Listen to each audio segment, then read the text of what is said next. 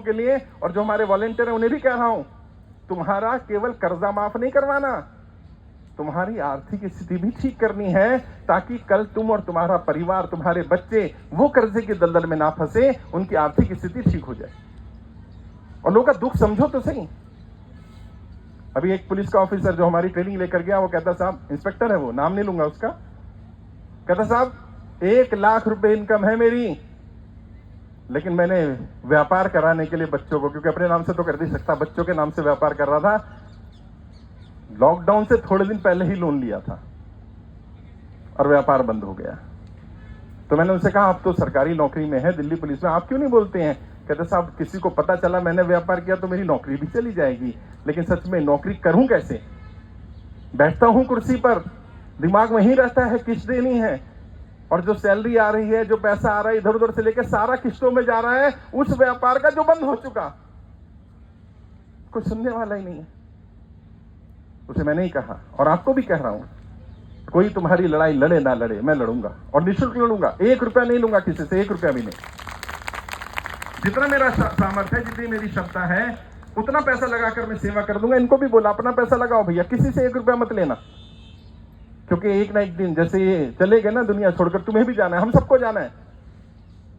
मौत से किसकी यारी है, आज उनकी तो कल अपनी बारी है। दुनिया छोड़कर जाना पड़ेगा, लेकिन दुनिया छोड़कर जब तुम चले जाओगे, तभी एक्चुअल में तुमने क्या किया वो तुम्हारे काम आएगा। तुमने कैसा जीवन जिया, तुम्हारे कारण किसका जीवन आसान हुआ, वही तुम्हारे साथ जाने वाला है, और कुछ जाने वाला नहीं। और जिस देश ने हमें इतना सब कुछ दिया, हम उस देश के नागरिकों के लिए इतना भी नहीं कर सकते कि उनसे बात कर लें, संवाद कर लें? अभी तक 2 लाख से ज्यादा लोगों को आत्महत्या करने से बचाया हमारी टीम ने। 2 लाख से ज्यादा। 2 लाख लोग ऐसे हैं जो कहते हैं कि साहब, अगर आपकी वीडियो ना देखी होती, आपकी टीम से बात ना की होती, तो आज मैं दुनिया में नहीं होता। वो 2 लाख लोगों की दुआएं लग रही हैं भाई। फिर भी हो सकता है सरकार कुछ भी एक्शन ले, कल हो सकता है मैं रहूं ना रहूं, मेरी टीम रहे ना रहे। मेरी एक बात हमेशा याद रखना, अगर किसी के साथ अन्याय अत्याचार हो रहा हो, बिना ये देखे वो किस जाति का है, किस धर्म का है, उसके साथ खड़े हो जाना। इससे बड़ा इंसानियत का धर्म कुछ नहीं हो सकता। सच को सच कहने की हिम्मत रखना, और चाहे उस सच के लिए गर्दन ही क्यों ना कुर्बान करनी पड़ जाए, पीछे मत हटना। इतिहास लड़ने वालों का लिखा जाता है, भागने वालों का इतिहास नहीं लिखा जाता। मेरे लिए भी आसान था ना, मैं भी सरकार के नेताओं के तलवे चाट सकता था, मैं भी जाकर के सत्ता में बैठ सकता था। कई पार्टियों से ऑफर है मेरे को, क्योंकि मेरे स्टूडेंट हैं हर पार्टी में, एमपीज हैं, एमएलएज हैं। मैंने कहा नहीं, मेरी किसी पार्टी से, किसी नेता से लड़ाई नहीं, मैं तो जनता के साथ हूं। अगर नेता जनता के साथ नहीं है तो फिर एक मुकाबला कर लो, एक मुकाबला कर लो, जनता वर्सेस नेता तय कर लो। 2024 आने वाला है, एक तरफ जनता में से 543 उम्मीदवार खड़े कर दो, और एक तरफ नेताओं को खड़े कर दो। एक एक नेता की जमानत जब्त हो जाएगी साहब, अगर जनता ने तय कर लिया कि नेताओं से छुटकारा पाना है। पहले मैं ऐसा कोई आह्वान नहीं करना चाहता, लेकिन मैं एक कर नहीं सकता, ऐसा भी नहीं है। और मैं, क्योंकि कई हमारे केंद्र क्यों बंद किए पता है? कहते हैं संस्था ये काम नहीं कर सकती, आप तो राजनीति काम करो। और मैंने पहले दिन कहा, ये पॉलिटिकल मुद्दा ही है। कर्जा माफी जनता की राजनीतिक मुद्दा है, और इसका समाधान राजनीति से ही निकलेगा। अगर उन्हें लग रहा है कि संस्था काम नहीं कर सकती, तो मुझे 1 मिनट भी नहीं लगेगा इसको पॉलिटिकल मूवमेंट बनाने में। अभी राजीव जी बैठे हैं, ये धार्मिक एकता ट्रस्ट के राष्ट्रीय अध्यक्ष हैं, लेकिन केवल धार्मिक एकता ट्रस्ट के राष्ट्रीय अध्यक्ष नहीं है, ये अखिल भारतीय परिवार पार्टी के भी राष्ट्रीय अध्यक्ष हैं। और वे पहली पार्टी थी जिसने इस अभियान को समर्थन किया, और उन्होंने कहा है सर, जिस दिन आप कह देंगे उस दिन हमारी सारी पार्टी, हमारे सारे उम्मीदवार, सारे लीडर जनता की कर्जा मुक्ति के लिए, सदन में जाने के लिए, लड़ाई लड़ने के लिए तैयार हो जाएंगे। आप बता दीजिएगा। और एक पार्टी नहीं, ऐसे 14-15 मेरे स्टूडेंट हैं जो राष्ट्रीय अध्यक्ष हैं अलग अलग पार्टियों के। उन्होंने तय किया कि सर आप बताइए तो सही। और मैंने आज अभी राजीव जी से बात करते हुए बोल दिया कि राजीव जी, हो सकता है मुझे अरेस्ट कर लें, हो सकता है मुझे अंदर कर दें, आप इसे एक पॉलिटिकल मूवमेंट बना दो।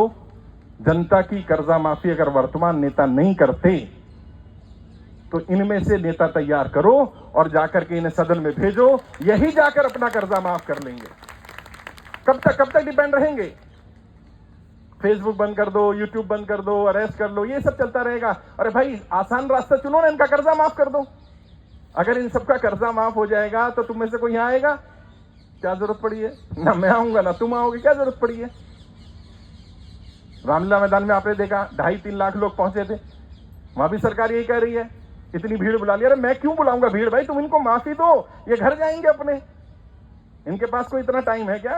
ये हमारी माताएं बहनें आई हैं, घर में बच्चे छोड़ करके आए होंगी, काम धंधा करना है। अगर कर्जा माफ हो जाएगा तो बहनों यहाँ होगी क्या? क्या जरूरत पड़ी है? अपना काम करेंगे। लेकिन अगर कर्जा माफ नहीं होगा तो केवल यहां नहीं आएंगे, ये माताएं बहनें संसद भवन भी जा सकती हैं। अभी तो रोका हुआ है हमने, क्योंकि जनता है ना। सदन किसका? जनता का। लोकसभा किससे? लोगों से। जनप्रतिनिधि जाते हैं, तो जनप्रतिनिधि जाते हैं तो जनता क्यों नहीं जा सकती? जनता कब तक ये तय करे कि हम प्रतिनिधि भेजेंगे अपना, जनता ये ना तय कर ले कि हम खुद जाएंगे। तय कर सकती है जनता। और मैं कल से ही, क्योंकि अब सोशल मीडिया पे तो रहा नहीं, फेसबुक पर, यूट्यूब पर, कल से मैं ग्राउंड पर उतर रहा हूं और पैदल उतरेंगे। कोई गाड़ी की जरूरत नहीं है, कोई सवारी की जरूरत नहीं, पैदल यात्रा करेंगे, जितने भी किलोमीटर हर दिन कर पाएं। दिल्ली से शुरुआत कर रहा हूं और जो जो जहां बुलाना चाहे अपने राज्य के प्रभारी को बता देना। मैं वादा कर रहा हूं, मैं आपके घर आऊंगा। घर आने से तो कोई नहीं रोक सकता। हाँ बहनों, आऊंगा, तुम्हारे घर भी आऊंगा, हर एक के आएंगे, जो बुलाएगा उसके यहाँ जाएंगे। बस चाय पानी पिला देना, खाना खिला दोगे भाई को अपने। हाँ बस, और कुछ नहीं चाहिए मुझे, कुछ भी नहीं चाहिए। मैं तुम्हारी लड़ाई लड़ूंगा, अंत तक लड़ूंगा। और मैंने अपना जीवन समर्पित कर दिया इस देश के लिए कि अब इसी मुद्दे पर काम करना है। आज हो कल हो, जब ये सरकार तय करे वो कर ले, वरना नई सरकार की तैयारी करें।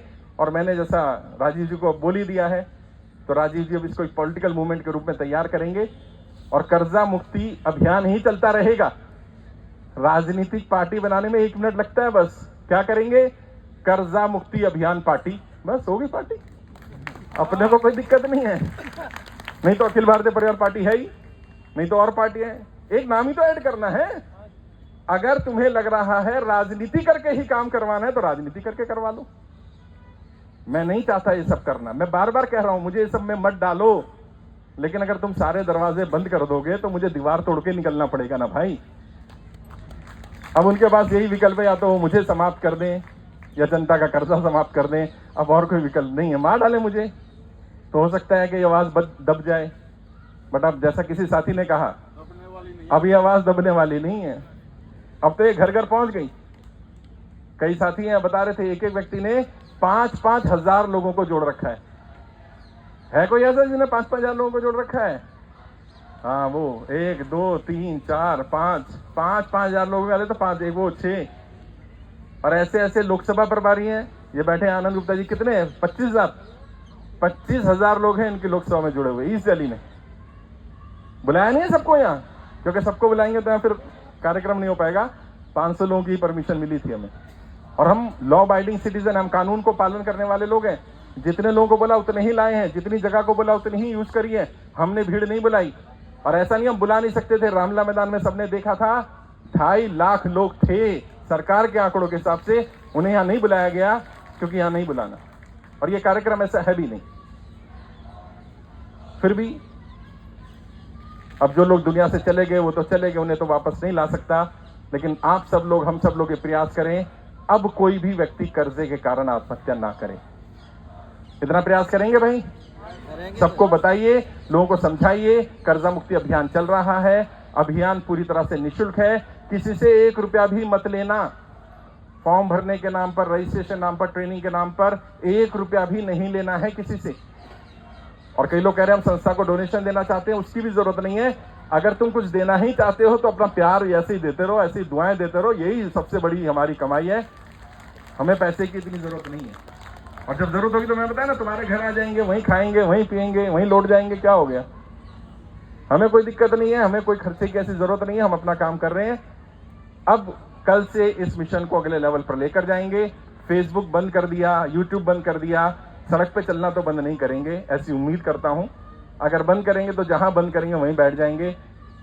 वो एक शेर है कि जहां भी जाएगा रोशनी फैलाएगा, चिराग का अपना कोई मकान नहीं होता। एक चिराग, एक दिए की अपनी कोई जगह नहीं है। जहाँ जाएगा वो तो रोशनी फैलाएगा। जेल में डालेंगे तो जेल में जो पुलिसकर्मी होंगे उनको ट्रेनिंग देंगे, उनको गाइड करेंगे, उनको समझाएंगे भाई तुम अपने आप को कैसे ठीक रखो, क्योंकि मेरा काम यही है। बाकी आप सब आए, दिल्ली की टीम, संजय जी दिल्ली के प्रभारी जिन्होंने कार्यक्रम को ऑर्गेनाइज किया, विनोद गुप्ता जी जो आज इसके इंचार्ज रहे, आपने बहुत बढ़िया शांतिपूर्ण तरीके से कार्यक्रम रखा।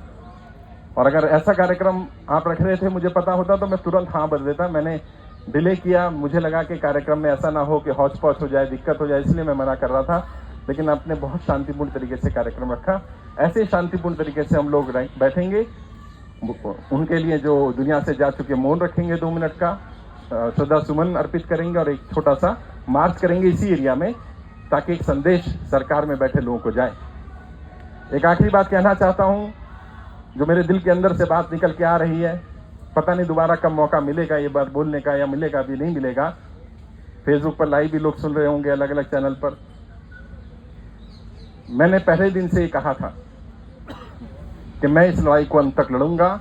जब तक एक एक व्यक्ति का 1-1 रुपया कर्जा नहीं उतर जाता, तब तक इस लड़ाई को जारी रखूंगा।